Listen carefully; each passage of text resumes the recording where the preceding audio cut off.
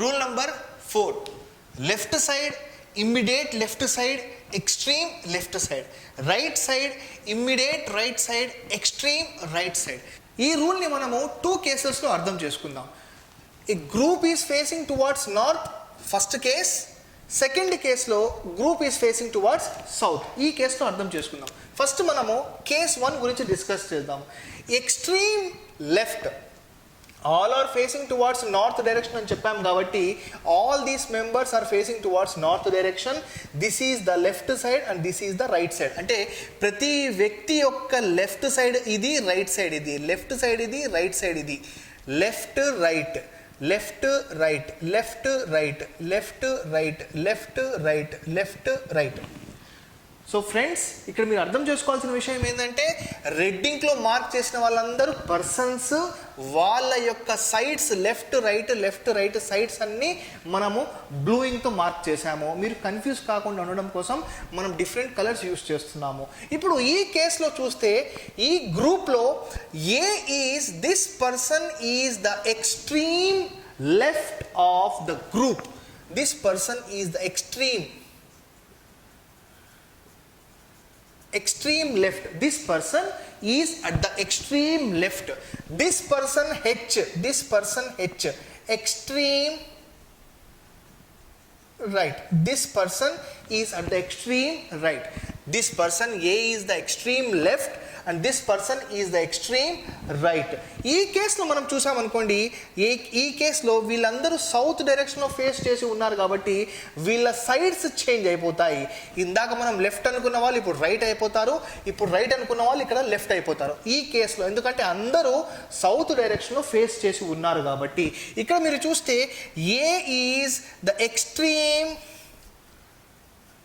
Right and H is extreme left. So అర్థం చేసుకోవడానికి try చేయండి ఫ్రెండ్స్. మనం ఇప్పుడు ఎక్స్ట్రీమ్ రైట్, ఎక్స్ట్రీమ్ లెఫ్ట్ గురించి మాట్లాడుతున్నాం. ఈ కేసులో case 1 all are facing towards north direction. ఈ కేసులో A is the extreme left of the group and H is the extreme right of the group. Next మనం కేస్ 2లో all are facing towards south direction.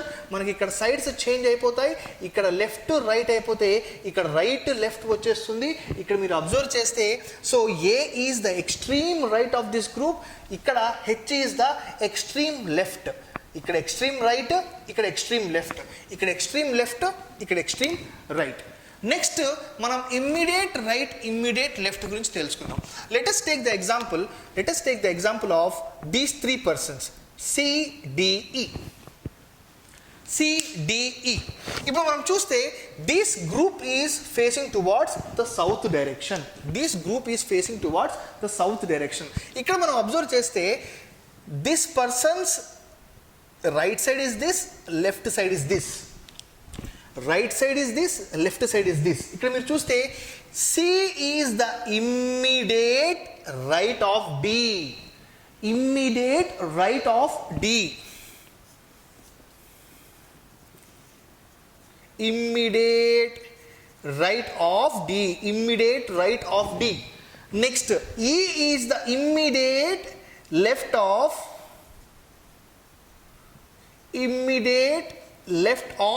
D. Immediate ఎక్కడ use చేయాలి, extreme ఎక్కడ use చేయాలి, ఈ టర్మినాలజీని మీరు అర్థం చేసుకుంటే ఎటువంటి క్వశ్చన్ అయినా ఈజీగా సాల్వ్ చేయొచ్చు. ఇక్కడ మీరు చూడాల్సింది ఏంటంటే కేస్ 2లో అందరూ సౌత్ డైరెక్షన్లో ఫేస్ చేసి ఉన్నారు. మనము CDE యొక్క ఎగ్జాంపుల్ తీసుకున్నాము. C is the immediate right of D. E is the immediate left of D. మనం కేస్ 1 చూద్దాం. ఇదే ఎగ్జాంపుల్ని కేస్ 1లో సాల్వ్ చేద్దాం. CDE all are facing, this whole group is facing towards the north direction. CDE యొక్క positions మాట్లాడితే C is the immediate left of D. ఇక్కడ రైట్ ఎందుకంటే సౌత్ డైరెక్షన్ కాబట్టి, ఇక్కడ నార్త్ అందుకే left. Next E is the immediate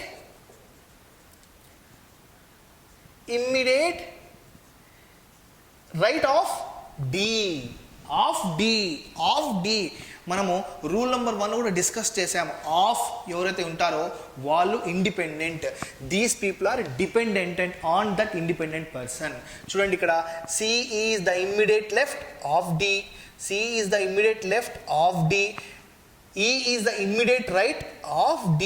ఇక్కడ మనం చూస్తే C is the immediate right of D, E is the immediate left of D. So this is the meaning of extreme left, extreme right, immediate left, immediate right. Next comes here is left side, right side. ఇప్పుడు మనము D అనే వ్యక్తిని highlight చేద్దాం. ఇప్పుడు మనము D అనే వ్యక్తిని highlight చేద్దాం. రెడ్డింగ్లో మెన్షన్ చేశారు చూసారా, D అనే వ్యక్తిని మనము హైలైట్ చేద్దాం. డి అనే వ్యక్తిని మనము హైలైట్ చేద్దాం. ఈ కేసులో all are facing towards the north direction. అంటే వీళ్ళు ఎవరైతే ముగ్గురు ఉన్నారో వాళ్ళందరూ డి యొక్క లెఫ్ట్ సైడే ఉన్నారు. ఇక్కడ ఎవరైతే నలుగురు ఉన్నారో వాళ్ళందరూ డి యొక్క రైట్ సైడ్ ఉన్నారు. ఇక్కడ మనం అర్థం చేసుకోవాల్సిన టర్మినాలజీ ఏంటంటే, ఇమ్మీడియట్ రైట్ ఇచ్చాడు అనుకోండి, ఇమ్మీడియట్ రైట్ సైడ్లో కూర్చోబెట్టండి. లేదా రైట్ సైడ్ అని చెప్పాడు అనుకోండి, అంటే ఆ వ్యక్తి యొక్క position, let us assume an example, E is on the right side of D అన్నాడు అనుకోండి, బాగా వినండి, E is on the right side of D అన్నాడు అనుకోండి, ఆటోమేటిక్గా ఈ అనేవాడు ఇక్కడ రావచ్చు, ఇక్కడ రావచ్చు, ఇక్కడ రావచ్చు, ఇక్కడ రావచ్చు. ఎందుకంటే అతను ఎక్స్ట్రీమ్ అని మెన్షన్ చేయలేదు, లేదా ఇమ్మీడియట్ అని మెన్షన్ చేయలేదు.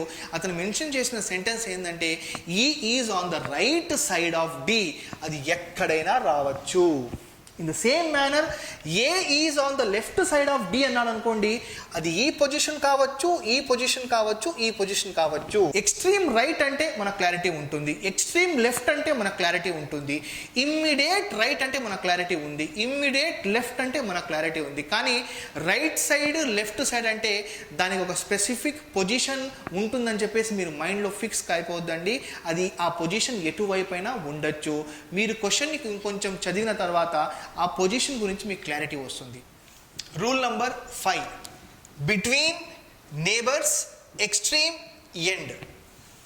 దీని 3 డిఫరెన్స్ మనం తెలుసుకోవాలంటే ఇటువంటి రిప్రజెంటేషన్ మనం ఖచ్చితంగా డ్రా చేయాల్సిందే.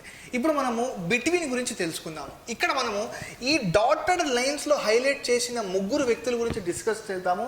దాన్ని బట్టి బిట్వీన్ ఏంటో మనం అర్థం చేసుకోవచ్చు. E is sitting between D and F. ఈ రకమైన సెంటెన్స్ ఇస్తే ఈ ఈజ్ సిట్టింగ్ బిట్వీన్, చూడండి friends, E is sitting between D and F. ఈ రకమైన సెంటెన్స్ ఇస్తే వీళ్ళు ఈ పొజిషన్లో అయినా ఉండొచ్చు, లేకుంటే ఈ పొజిషన్లో అయినా ఉండొచ్చు. ఇలా ఉన్నా ఈ మధ్యలో ఉన్నాడు, ఇలా ఉన్నా ఈ మధ్యలోనే ఉన్నాడు. E is sitting between D and F అంటే ఈ రకమైన రిప్రజెంటేషన్ అయినా కావచ్చు, లేదా ఈ రకమైన రిప్రజెంటేషన్ అయినా రావచ్చు.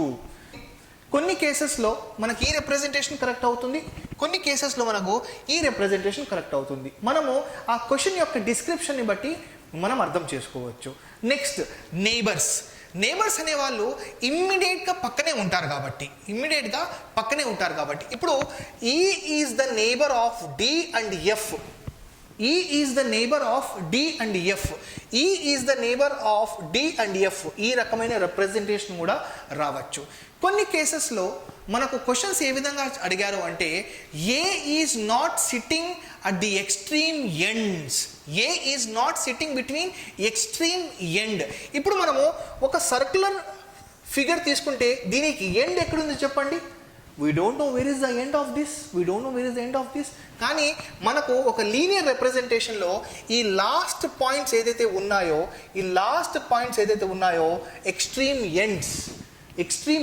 క్వశ్చన్ ఏ విధంగా అడుగుతాడు అంటే, మనకు A is not sitting at the extreme ends అంటే ఏ అనే వ్యక్తి ఇక్కడ కూర్చోవడం లేదు, యాజ్ వెల్ యాజ్ ఇక్కడ కూర్చోవడం లేదు. అంటే 8 మెంబర్స్లో ఈ 2 చోట్ల కూర్చోకుంటే మిగతా 6 ప్లేసెస్లో ఎక్కడైనా కూర్చోవచ్చు. ఇంకొక రకమైన ఫార్మాట్లో క్వశ్చన్ ఏ విధంగా అడుగుతారు అంటే, A is not the neighbour of D అంటాడు. A is not the neighbour of D అంటాడు. అంటే A is not the neighbour of D. Let us assume D here. D అనే వ్యక్తి ఇక్కడ ఉన్నాడు, అతని నేబర్స్ ఇక్కడ ఉన్నారు. డి అనే వ్యక్తి ఇక్కడ ఉన్నాడు, అతని నేబర్స్ ఇక్కడ ఉన్నారు, అంటే ఏ అనే వ్యక్తి ఇక్కడ కూర్చోకూడదు, ఏ అనే వ్యక్తి ఇక్కడ కూర్చోకూడదు మన క్వశ్చన్ ప్రకారంగా. సో ఈ రకమైన టర్మినాలజీ. సో ఈ టర్మినాలజీలో మనం నేర్చుకున్నది ఏంటంటే between neighbours as well as extreme end.